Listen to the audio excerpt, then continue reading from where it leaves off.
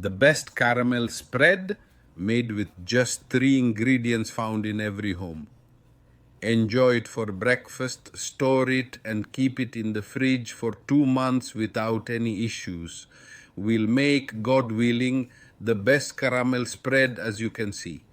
Our kids will love it for breakfast, and everyone will go crazy for it with just 3 ingredients found in every household. Let's say in the name of God and start a quarter kilo. Sugar, 250 grams of sugar, which is about a cup and a quarter, I believe. As you can see, without anything else, the pot must be dry with no water or anything. Put it on the heat and leave it before it burns slightly. The caramel's degree is very important, meaning the dark golden color before it burns slightly. Those who make caramel know this. The darker it gets, the more flavor and aroma it releases, and the water evaporates, making it absolutely beautiful.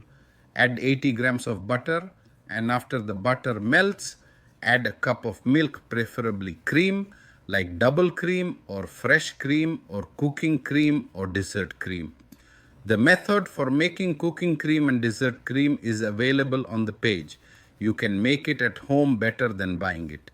Then pour it into a container until it cools, which might take if you're in a hurry, put it in the fridge. After that, pour it into another container and whisk it if you have a hand blender, a hand mixer, or an electric mixer. If machine the Kenwood, pour the whole amount, then put it in the Kenwood. If you have a hand mixer, it's the same. But I put it in the mixer because I left it in the fridge for a long time, so it was hard, and I wanted this to help me. Just whisk it. It takes 3 to 4 minutes at most. You'll see it change from dark to